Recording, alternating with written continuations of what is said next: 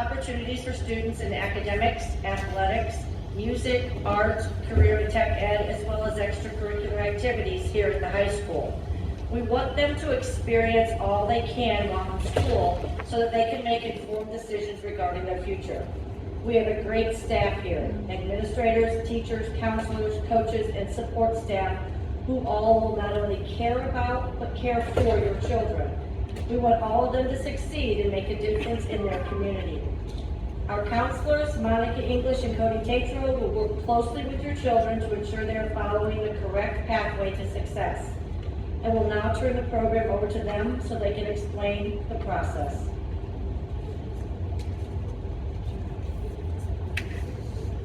Hello, my name is Cody Tatro. I am the counselor for students with last name starting with A through L. Monica Nelson here is M through Z. What we're looking at here is the course book. We're going to go through a couple of things, kind of the basics of how high school works. This can be found on the district website on the high school page under the students tab. Course book, make sure we click on the right one. It's the 22-23 course book. So I'm just going to kind of go through some basics here, pretty straightforward, just to make sure everyone's on the same page going into next year. We currently are running on a block schedule here at the high school. So what that looks like is we have 7 periods plus an SRT. On A days, we're going to have periods 1 through 4. The following B day will be periods 5, the SRT, it's a student resource time. And during that time, we allow for students to work on homework, to practice for the SAT. They can go and get help from other teachers. As counselors, we use it to have meetings with students, guest speakers. There's a number of things that we have that we can do during that SRT block. So it's nice that we built that into the schedule. So that's 5 SRT, then 6 and 7. So there's 7 total periods that you can fill with classes over the day here at the high school. We're on a basic 90 to 100 scale there. You can see A 90 to 100, 80 to 89 for B, and so on and so forth. We have a grading scale of 4.0. So any of the typical classes are going to run A is going to get you a 4.0, a B a 3.0, a C a 2.0, and obviously a D a 1.0. We do have some weighted classes that you can see here. It's going to be our AP classes, as well as our advanced comp class. So that will be an additional point. So what does that look like? Typically you get a 4.0 for earning an A in the class. For the calculation on an AP class, it will be an extra point. So if you get an A, it will be a 5.0, a B is a 4.0. All honors classes get an additional 0.5. So again, an A in an honors class is a 4.5 towards your GPA.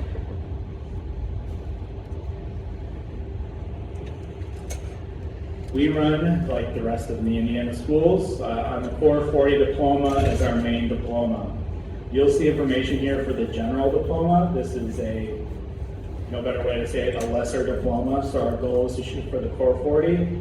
At minimum, you would leave here with a general diploma. I will say maybe 1 or 2 kids a year get the general. Everyone else is a 440 and above. So we'll kind of skip over that. Obviously, it's available if you want to look at it. This is going to be our main goal for your students. They have to get the Core 40 and above. So what does that look like? In the high school, each semester you earn 1 credit. So over the course of a year, you'll earn 2 credits in a year-long class. You need 4 years of English. You need at least 3 years of math. And that means 3 years of math while at high school. So if you have a student that's currently earning algebra in 8th grade, they can't take geometry, algebra 2, and be done after their sophomore year. They're going to continue their junior year. And I would hope if they're in the advanced math that they're going to continue on all the way to AP Cal, possibly their senior year. So 3 years of math, 3 years of science. That's going to include 1 year of biology, a year of either chemistry, physics, or an integrated chem phys, and then an additional year of science. 3 years of social studies. We'll start off with world history in freshman year. We have U.S. history, and then a combination of a semester of U.S. government and a semester of economics. Directed electives. This one gets a little confusing with the kids. We need a total of 5 credits. There's 3 categories here. You don't have to use all the categories, but any course from these 3 will count towards those directed electives. So we're looking at world languages. We offer French and Spanish here. Fine arts like band, choir, art class, or a career technical education course, a shop class, engineering, business, things like that. So again, you don't have to do all 3 categories. You might want to. It gives you a nice, well-rounded high school career here, but at least 5 total from any of those. 2 semesters of PE, so that's all we require is semester 1, semester 2 of PE. With that, if you are doing a sport, and Mrs. Nelson will talk about it a little bit later, we do offer a sport waiver for one of those semesters, but you have to do at least 1 in the classroom. A semester of health, and then finishing off with any group of classes for those 6 additional credits. For obviously the core 40, a total of 40 credits. Pretty straightforward. This is the minimum that we ask for. Obviously, we're going to continue to push your children to go above and beyond this, but everyone should at least get that core 40 diploma when they leave here. There's also the academic honors and technical honors. For tonight, I'll just focus because the main one's going to be the academic honors.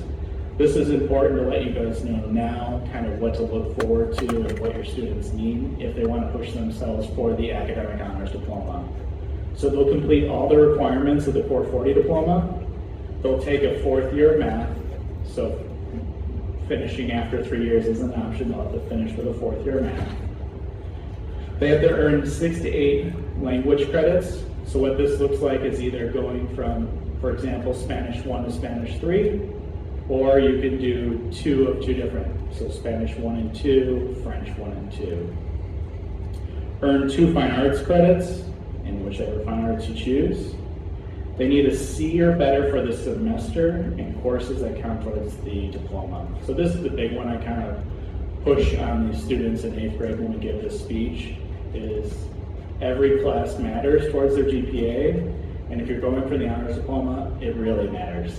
We can't earn anything below a C for the semester, and it doesn't matter if you aced all your AP classes, if you got a D in Spanish 1 or 2, that's going to impact your ability to get the honors diploma. So C's and above if we're going for the honors diploma. You need a B or better for the grade point average when it comes time for graduation. That's a 3.0. And then you have to complete one of the following. The main ones we look at here, obviously you can get a certain score in the SAT or ACT. The main ones are going to be taking either 2 AP courses and then take the corresponding AP exam. Or you could take 2 dual credit classes and earn 6 college credits through the dual credits, and we'll talk about those in a little bit later, the APs and duals, or a combination of the 2, 1 AP class and 1 dual credit class. As we go through, you'll see there's a lot of options for dual credits and a lot of options for AP, so those shouldn't be too difficult. And that's the academic honors. It's doable. It's doable for a lot of students. I'll tell you the biggest hang-up is probably the foreign language. They get through 2 years of maybe Spanish and they're not so sure about that 3rd year of Spanish or French, whatever the case may be. But it's doable to get that academic honors diploma. So if we can push them to get that diploma, absolutely go ahead and push them on that.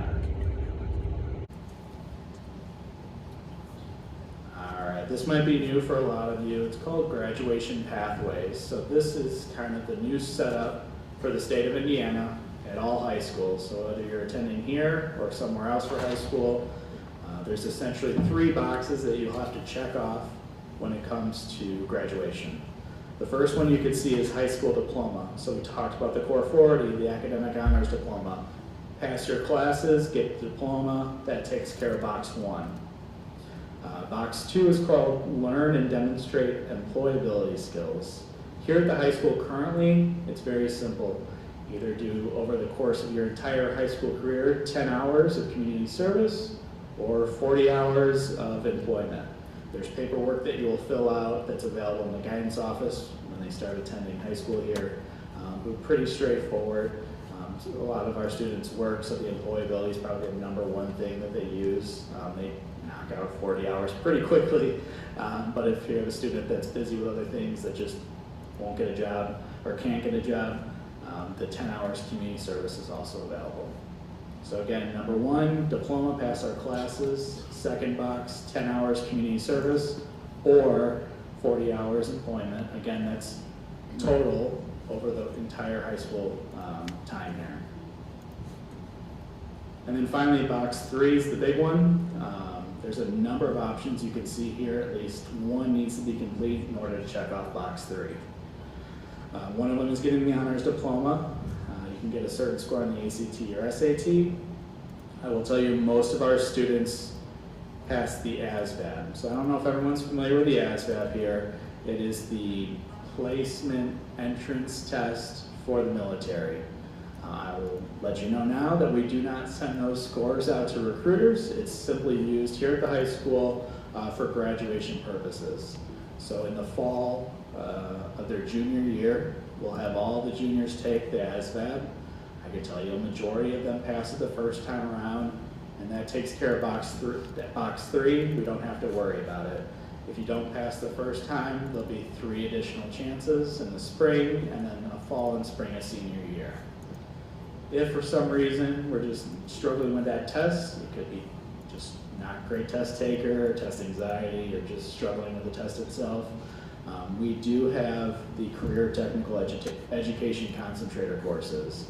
So we'll talk about those in 1 second, but I just want to reinforce, remember there's 3 boxes to check off here at the high school for those graduation pathways. We pass our classes to get the diploma, either the 10 hours community service or 40 hours employment, and finally one of those post-secondary competencies, and that's going to be, like I said, for most of our students, it's the ASVAB that we take junior year. If not, we can look at the career technical pathways. We'll skip over that. That's the old career technical pathways for our current seniors and juniors and sophomores. So here's what's called the next level programs of study. The first column is just going to tell you what the pathway is, and then there's a principles course in the second column, and 2 concentrator courses followed by that. The students will need to take all 3 within the pathway in order to mark off that box 3. And it's also important to look at these as these are potential career opportunities that we might want to look into, and then having this experience is going to be helpful beyond high school. So we have construction trades, principles of construction, and then we have the general carpentry, and then the framing and finishing. Digital design, principles of digital design, obviously goes into those are kind of graphic arts, designing different advertisements, signs, things like that. And then that's going to open up to different things like graphic design, professional photography, options such as those. Entrepreneurship, we have principles of entrepreneurship, which turns into the new venture development, and eventually small business operations. We've got marketing and sales, so that starts off with principles of business management, marketing fundamentals, and then strategic marketing. We're starting early childhood ed. I don't know if you saw the building being built along the side of over here. They are opening up a preschool next year here attached to the high school. Our students will be working alongside those teachers in the preschool, so if you're interested, we do have that child education course, and then additional courses after that in childhood ed, curriculum and guidance. Emergency medical services, this is the principles of healthcare, will be the first course. You will then take a medical terminology course, and emergency medical tech is the final course in that sequence, obviously preparing you to be an EMT when you graduate high school. We have a pre-nursing program. Again, you'll start off with the same as the EMT and the principles of healthcare, med terms, and then that final course will be the CNA course that we offer at the high school. Cybersecurity, they'll start with principles of computing, go into cybersecurity fundamentals, and then advanced cybersecurity. We have a criminal justice pathway, principles of criminal justice, law enforcement fundamentals, and then corrections and cultural awareness. And then finally, we have an engineering program, as always here. It's the introduction to engineering design, followed by principles of engineering, and then the civil engineering and architecture. Just want to reinforce that the students would need to pass all three in the course sequence with a C average across all three. So if for some reason they drop down for a D for one of the semesters, it's important that they then balance it out with an A or a B. So we have all of those available. If you do pass the ASVAB, you're still able to take these courses. These are available to everyone. I just wanted to stress that if the ASVAB or other tests are going to be difficult for your student to maybe pass for graduation purposes, we'll really want to focus on them following one of these course sequences and programs of study. I will turn it over to Mrs. Nelson. Okay, so now we're going to get into all of the different courses that we offer at the high school. Just for the sake of time, I'm not going to go over all of them, but I do want you to just be aware of the courses that are open to our incoming freshmen. All of our courses are grouped by category, so they're pretty easy to find in the book. Stuff that you really need to pay attention to when your students are picking their courses are this Y or an S here. So this is going to tell you if the class is a year-long class or a semester class. So that's really important when it comes to scheduling. And we'll be working with your students closely on this when we meet with them to go over their schedules. And then grade level. So you have to make sure that they can take it as a freshman. So if you have the 9 there, then it's open to your students. And then the prerequisite. So the prerequisite is that requirement that they must complete before they take their class. So if it says none, then they're good to go. Otherwise, if it has a prerequisite there, they have to meet that requirement. I will tell you, when it comes to a freshman schedule, the schedule is pretty set for them. We're going to make sure that they're taking all of their core classes, all of, as many requirements as they can get done their freshman year. So when it comes to electives, there's not going to be as many options as upperclassmen, but we do have those options for students. A lot of our principals classes that Mr. Taser just went through for our pathways are open to freshmen, so they can start to take some of those classes next year, so they can meet that box 3 requirement for graduation. So under architecture and construction, we have our principles of construction trades, so that's going to be like our basic intro course that would then prepare students for our 3-hour block construction trades class that would come junior, senior year. Under arts, AV Tech, and communications, we're going to be offering principles of digital design, so again, that principles are entry-level course. Moving on to business. So one class that will be required for all freshmen to take is a semester class called Preparing for College and Careers. This class will teach students resume building, interviewing skills, how to search for careers, how to search for colleges, things like that. So all freshmen will end up taking this class. It is required.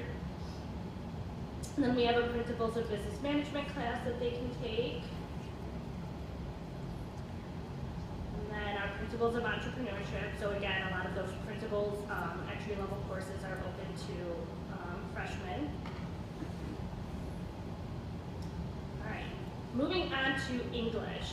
So taking a look at our English course sequencing chart, as freshmen, there's really only 2 options for English. You're either going to do English 9 or you're going to do Honors English 9. And then you can see, moving forward, 10th grade, 11th grade, 12th grade, more courses will be open up to them. But as freshmen, English 9 or Honors English 9. And I'll talk a little bit about Honors placement in a little bit here. So we can just kind of skip through the rest of these courses.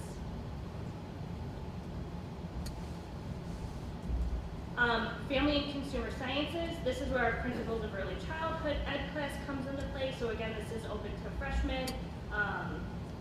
And again, this class, you would be working with our new preschool that's going to be open next year.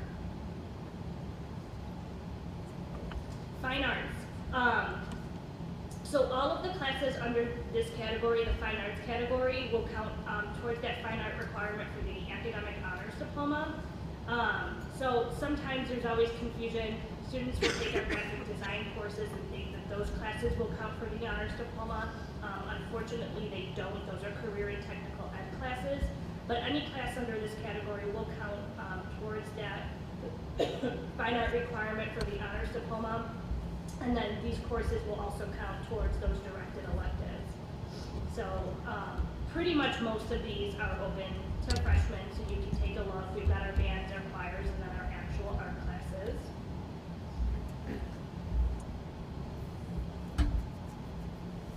Moving on to health science education. So these are going to be our medical-based courses or healthcare-based courses. So you'll have principles of healthcare that will be open to freshmen, and then we'll lead into those other pathway courses for upperclassmen. Math. So I'm going to talk a little bit about math, just reiterate some of the things that Mr. Taser talked about. So if your student is in pre-algebra right now as an 8th grader, then next year they'll move on to Algebra 1 as a freshman. If they are in Algebra 1 right now, then they will move on to either honors geometry or regular geometry. And again, I'll talk about that honors placement in a minute. So you just have to see which math class your student is in right now as an 8th grader to determine which class they're going to move into as a freshman. So again, those of you that have a child that is in Algebra 1 right now, they are earning their high school credit for Algebra 1, that Algebra 1 class that's required to graduate for all of the diplomas that are available. So when they move in as a freshman and they take geometry or honors geometry, you have to remember that if they're just going for the Core 40 diploma, they can't stop after Algebra 2 their sophomore year. Junior year, they would have to take an upper level math course in order to complete their math requirement for the Core 40 diploma. And then if you're going for the honors diploma, obviously that additional year is required, so you will have to take another year after Algebra 2. But then at that point, so like that would be junior year, your student would be taking either pre-calculus, they could be taking quantitative reasoning. That would complete their 4 years for the academic honors diploma. So you can take a look at our course sequencing chart here. So typically it's Algebra 1 geometry, Algebra 2, and then an upper level math course, unless they are on the honors route for math. You've got your honors geometry, honors algebra 2, honors pre-calc, and then AP calc.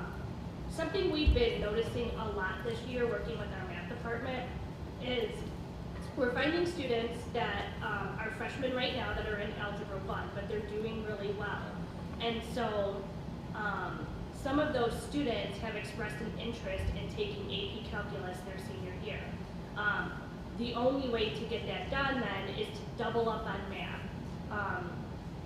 So as a sophomore, your student may have that option to double up in geometry and honors algebra 2.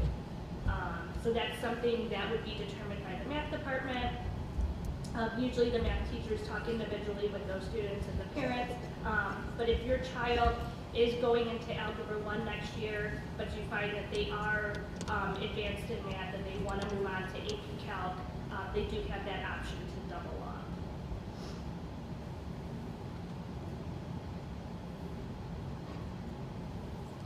All right, moving on to PE and health. So again, all students need 2 credits of PE, 1 credit of health to graduate.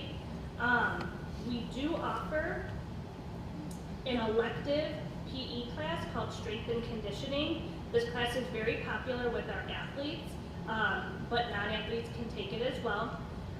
Students do have to complete both of their PE credits before they can take the elective PE. The elective PE does not count as the PE requirement for graduation. And then we do have that PE waiver, which I'll get to. We actually have the PE waiver in this book, so I want to pull that up at the end and we'll go over the requirements for the PE waiver. Public safety, so these are going to be our criminal justice and EMS classes.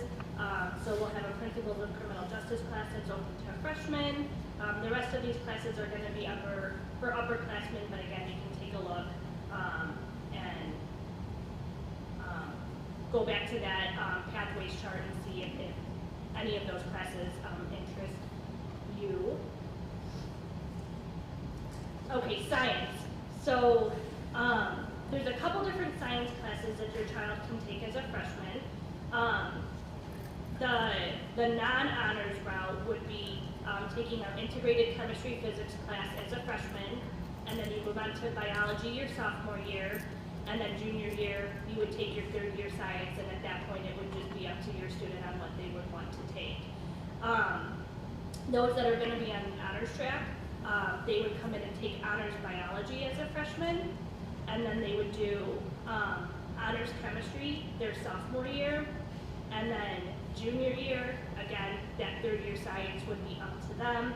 A lot of those students end up taking our AP science classes, so AP biology, AP chemistry, but we do have other options for them as well. You'll see that for senior year, there is no science requirement because, again, for all of the diplomas, you just need 3 years. But we do encourage students to take a fourth year of a science class if they are planning to go to a four-year college or university.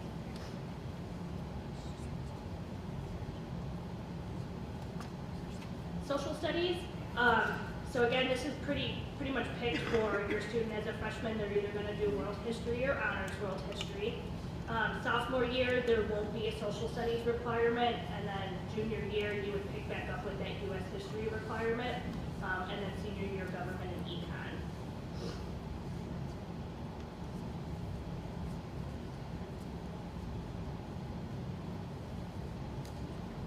Okay, moving on to our STEM courses. So these are going to be our engineering and our computer science courses.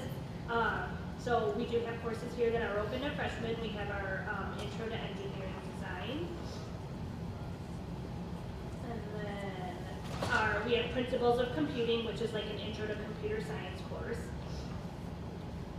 So those would be 2 classes under this category that they can take as a freshman. Then of course, you know, we have additional courses that will build upon those.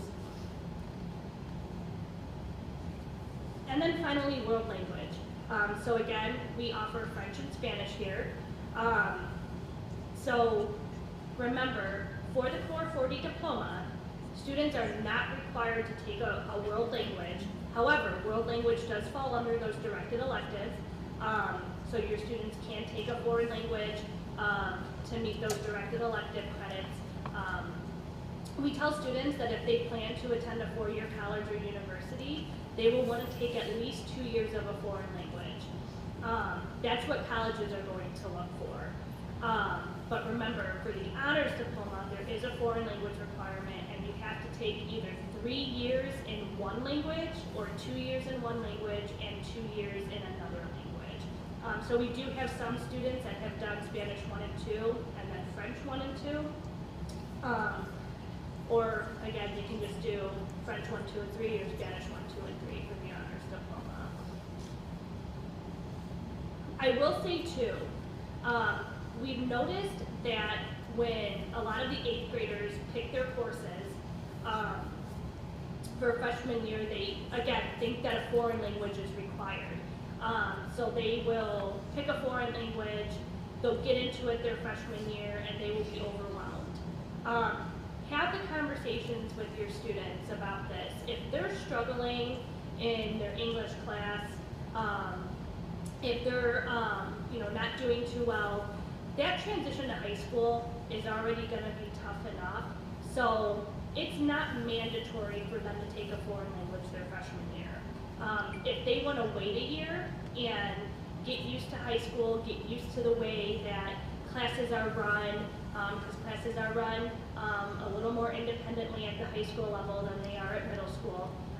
Let them get used to it, and then maybe sophomore year, consider picking up a foreign language.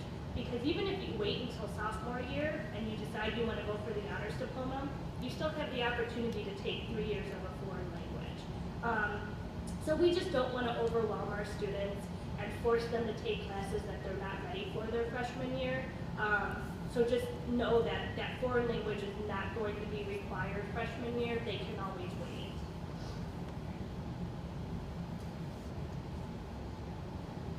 All right, I'm going to skip over some of this stuff. I want to talk about our miscellaneous offerings. We do offer study hall. Freshmen can take study hall. They can take it for a full year or just one semester. Study hall, you do not get a credit for it. It's simply just a period for students to work on homework, study for tests, independent reading, things like that.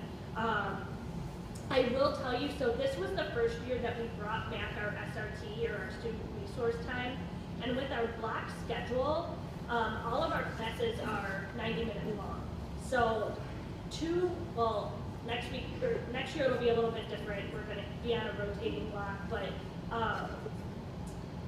students will have at least 2 times a week where they will have SRT. So that's basically like a study hall, 90-minute study hall. So we're finding that a lot of kids that pick study hall this year and have the SRT, they're like, I don't need study hall. I don't need to have this extra 90 minutes in my schedule when I have SRT, and I can use SRT as my study hall.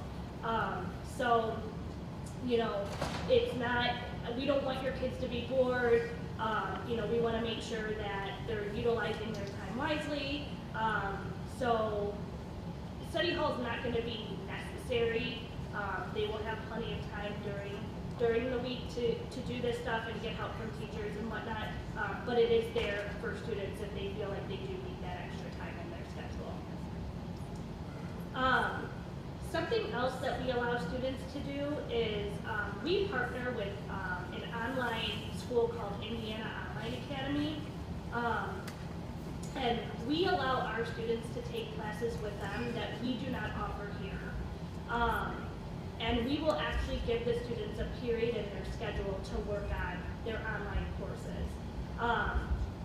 We only have a handful of students that do this, and all of the students doing this are taking American Sign Language for their world language or their foreign language. It can be a little pricey.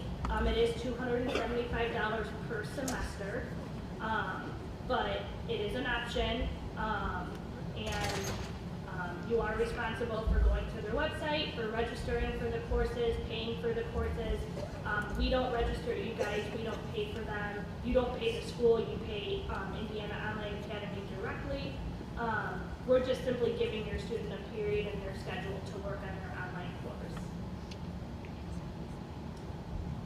Okay, moving on to our sample 4-year plan. So this is a nice reference page to look at. So you can start to map out what high school is going to look like for your student.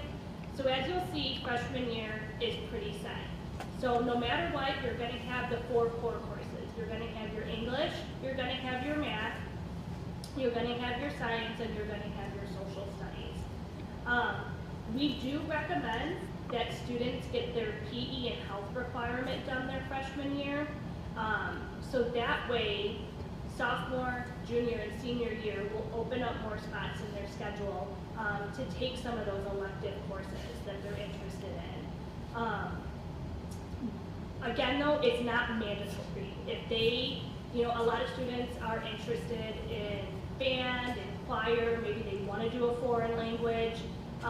So at that point they have to push PE or health off to another year.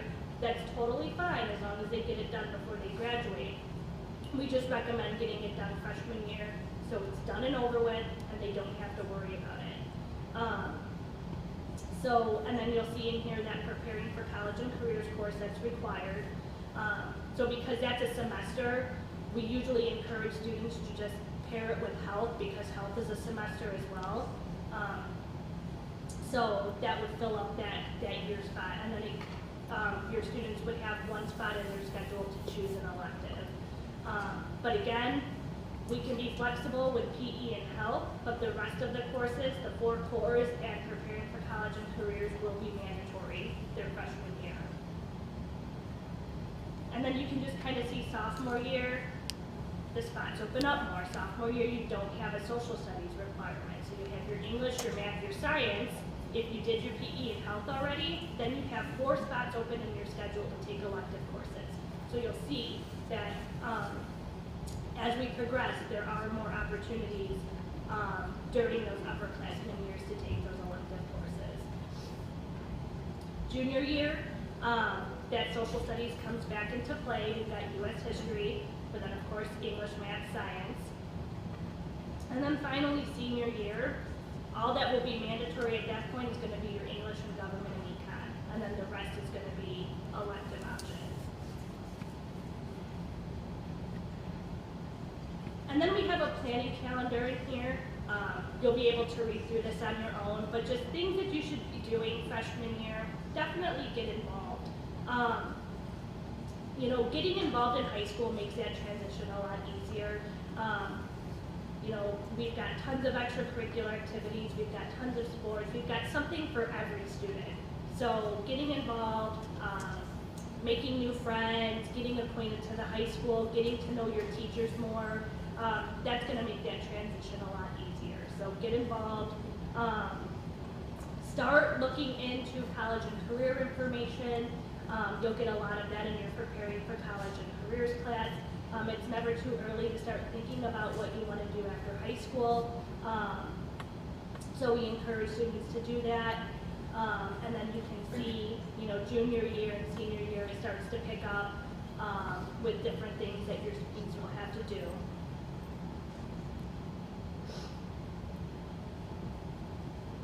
And then I'm actually going to skip over our schedule change policy. We'll talk about this more with your students when we meet with them at the middle school.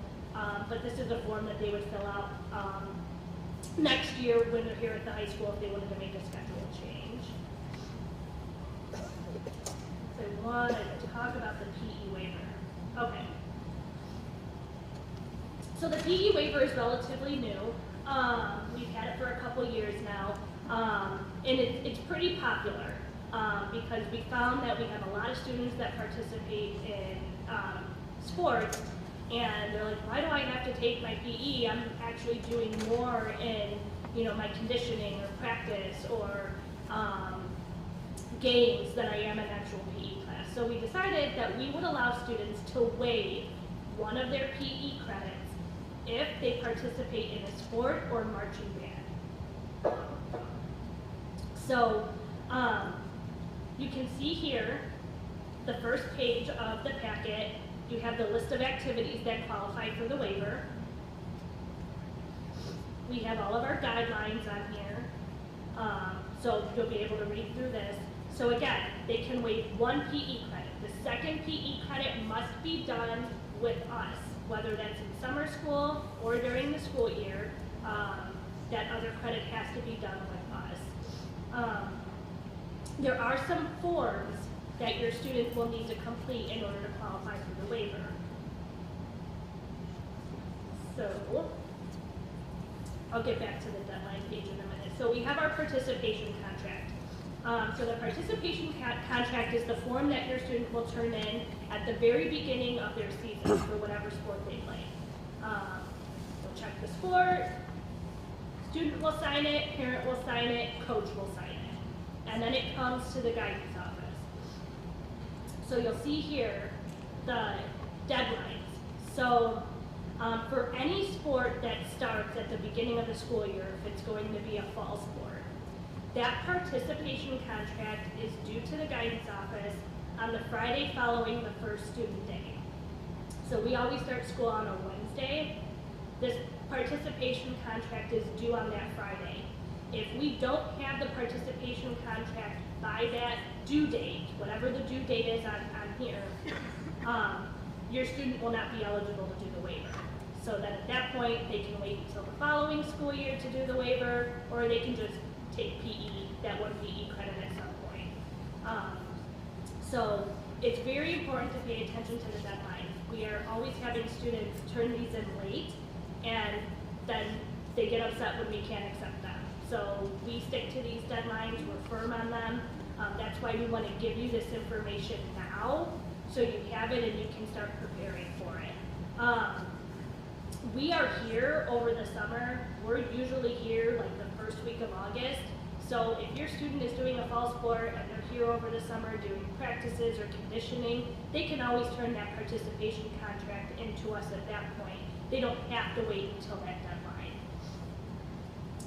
So there's the participation contract. Then we have the final credit form. The final credit form it's two different forms. So the final credit form is the one that will get turned in at the end of the season. So again, check the sport, student signs it, parent signs it, coach signs it. And then there's a rubric that the coach will use in order to issue the grade to the student. So we talk about waiving the credit. We're not really waiving the credit, we're giving the credit and a grade to your student. It's just they don't have to take the actual physical ed class. So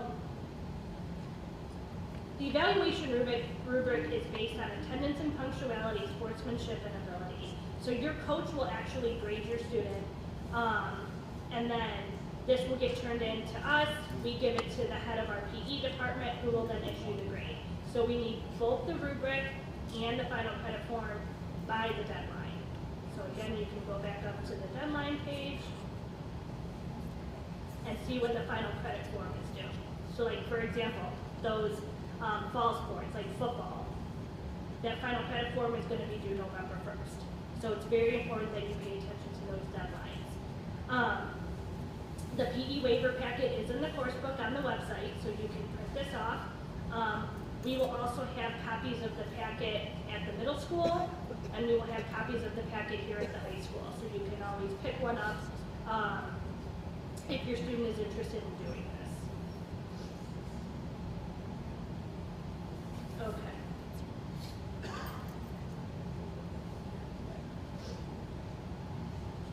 Okay. All right, so now I'm going to hand it back over to Mr. Tatro. We do have some additional information we want to go over with you, and then we'll open it up for questions.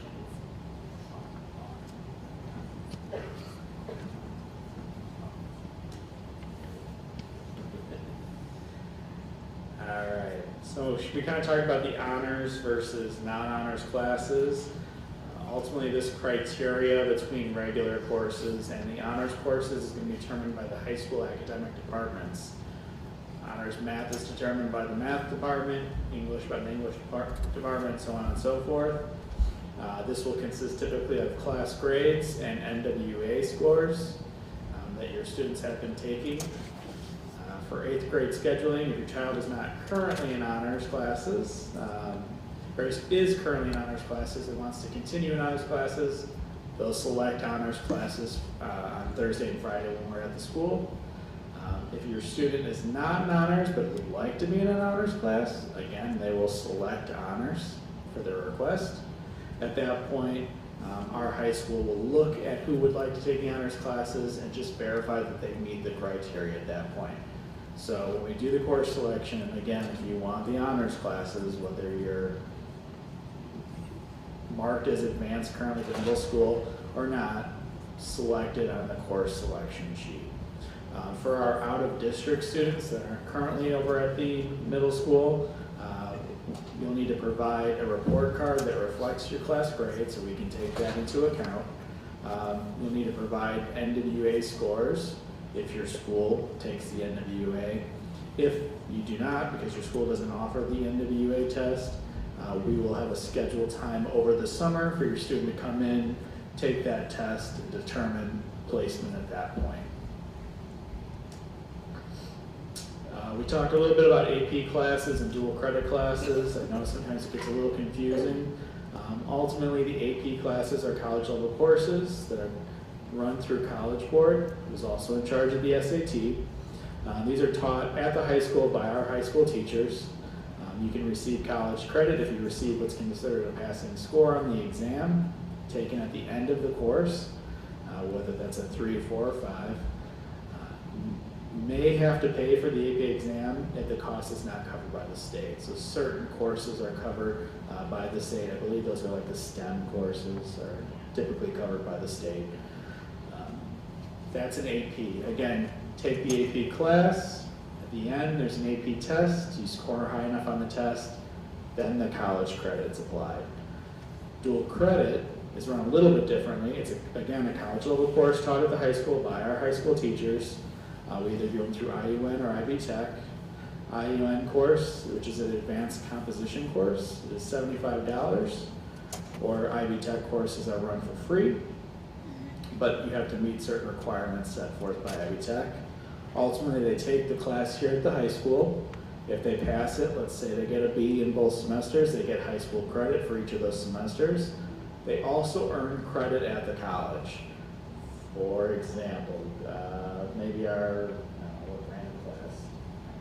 Midterms class. They will get a credit here at the high school on their transcript that says they've earned high school credit in midterms. They will also have IB Tech college credits that say midterms.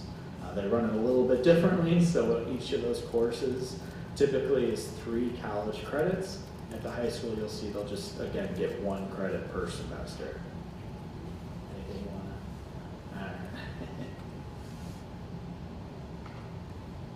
wanna? All right, testing requirements. So what does testing look like at the high school? We talked about NWA. Those of you at the middle school are familiar with this test. We'll continue to take those tests throughout high school in the fall, winter, and spring. This allows our departments to kind of monitor your students' progress within that English and math, and then make any adjustments or provide any interventions that we might need. We have the PSAT 8-9 that we're currently giving to our 9th graders. Again, that's a practice SAT, kind of warms them up for that SAT that we'll be taking later on. Sophomore year, again, taking the NWA test. They'll take the PSAT, and then they'll take the iLearn biology for the students that are completing biology. This is not required for graduation. It's just something the state has them take once completing the biology class. Obviously, we ask them to do their best to show a true reflection of how they did and their knowledge, but they will take that sophomore year after biology. Junior year, again, we'll continue with the NWA to track that progress of our students. They'll take the PSAT, this time as a junior. That PSAT score opens up the possibility of getting a National Merit Scholarship. So we want them to obviously try their best in the fall of their junior year on that PSAT. Ultimately, that's going to lead into March. We have what's called the School Day SAT. So this is actually the first year that we offered the School Day SAT here at the high school. The state of Indiana has transitioned the accountability test over to the SAT. That might not mean much to you. On our end, it's just the way the state looks at and monitors our students' ability compared to others in the state. So we want, obviously, the students to do well in the SAT because it's going to help them for college entrance, for scholarships, but also it allows our school to kind of reflect how we've prepared our students come junior year. We also have AP testing starting up at that point. If you're taking an AP class, you'll take those tests typically in May, the first week or so. And then senior year, I'm sorry, I missed the ASVAB. That ASVAB we talked about for Box 3 requirements, we'll offer that in the fall. And then if you pass it, you don't have to take it again, but you'll have additional opportunities spring of junior year and then twice senior year. And then you can take the SAT again if you so choose. If you're happy with your scores, obviously, the first time around you can keep them or continue to take that test. And then finally AP testing again senior year. So not too, it seems like a lot on this screen. It's not too bad. The NWAs are kind of spaced out pretty well. The PSATs are the main one. And then that SAT coming up junior year is the big one. Summer School 2022. So registration information is going to be available sometime after spring break. I'm assuming, yes. You can pick up that summer school registration information either at the middle school or here at the high school in the main office. Or we're definitely going to post that information on the website, so be on the lookout. We'll post it probably on the Facebook page like we did last year, things like that. So be on the lookout for that. That's typically run Monday through Friday, 7:30 to 12:30 p.m. every day of the week. And they're run in 2 3-week sessions. For example, if you want to take PE over the summer, if you only want to do one of your PEs this summer, you do a 3-week session. If you want to do both, 2 3-week sessions. And again, those dates are to be determined, but typically right after graduation that next week, we start up those summer school classes. What can you do as parents here at the high school? Be involved. Don't be afraid to be involved. Check Power School, Schoology often. We tell you at least once a week. Keep a look at those grades. You guys have access to those grades. You know exactly how they're doing in their classes. They're going to show you those grades. They're going to show you which assignments they're missing. It's all right there for you to view. So unless you want to take your student's word for it, double check on that Power School and that Schoology just to make sure they're up to par where they need to be. Communicate with teachers via email or by phone. See how they're doing in the class, if they need help, anything like that. I always recommend email when I talk about communicating with teachers. It's typically the easiest way to communicate with them. They're busy throughout the day. They might have a second to check their email. It's probably going to be quicker than a phone call. But phone call or email. Utilizing before school time and then that SRT time. Parents always ask, hey, my student needs extra help, what can they do? We have time in the morning, Mondays, Wednesdays, and Fridays from 7:30 to the start of the school day, where your student can go to the teachers, work with them on classes they might be struggling with. So we encourage them to use that time. And then the SRT time. It's built into the schedule at least 2 to 3 times a week next year with a rotating schedule. That they can work not only in the classroom they're in to complete work, but they're able to go to other teachers' classrooms. So if I'm sitting in a classroom run by an English teacher, but I know I need to meet with my math teacher, you have that flexibility to go talk to them, to work with whatever the case may be, whatever you're struggling with. Utilize that SRT. If I have a student that's failing, usually when the conversation's had, they haven't utilized the SRT. They haven't come in early to talk to their teachers. So there's time built in that they can use. Make sure they're using it. And then if possible, check your child's homework. Like I said, everything is typically built into Schoology. You can see what's coming up ahead, what he's missed prior, and just making sure that they're staying on top of it. Students, I don't know if anyone here is new to the district or will be new to the district next year for the high school. You'll have to verify residency with Holly Jones at the admin office. There's some contact information up here. Obviously, you can get this on the website through the admin section, but Holly Jones would be the first stop to verify residency. In the back of the room, I don't know if she's going to wave or not, is Diana Furman. She's in our office, in the guidance office. She's going to be the one to make sure you get yourself on the new student contact list, so when she shoots out that information, you're on that list for her to send out that information. So again, Diana Furman's in the back. Feel free to harass her on the way out if you need to. New student registration will take place at the beginning of August. You'll be contacted over the summer to set up an appointment for registration once we've verified residency. So again, Holly Jones is the first person you're going to need to talk to. If you haven't verified residency, we won't go farther than that. And then again, the course book that we went over today is available on the website. If you want to look at that, it's under the Students tab on the high school page. Make sure you're looking at 2022, 2023. If you don't know by now, Ashley Schell is your student's counselor over at the middle school. She's a great contact. If you have any questions for her, she's going to help the students after we go in and work with them to finalize those course selections. Again, my name is Cody Tatro. If your student's last name is A through L, I'll be your counselor. Monica Nelson, I'm through Z. It's just the two of us here at the high school, so please be patient with us. We do the best we can. And then if you need to, Mrs. Evers is our secretary. You can contact her as well. I know my preference is email. I would say her preference is email. Just send us an email if you have any questions. We'll get back to you as soon as we can on that. that concludes our fascinating presentation tonight. If you have questions, feel free to come up here and ask. Raise your hand if you want, or we'll just be hanging out up front if you have any questions. Otherwise, you guys are free to head out. Thank you for coming in.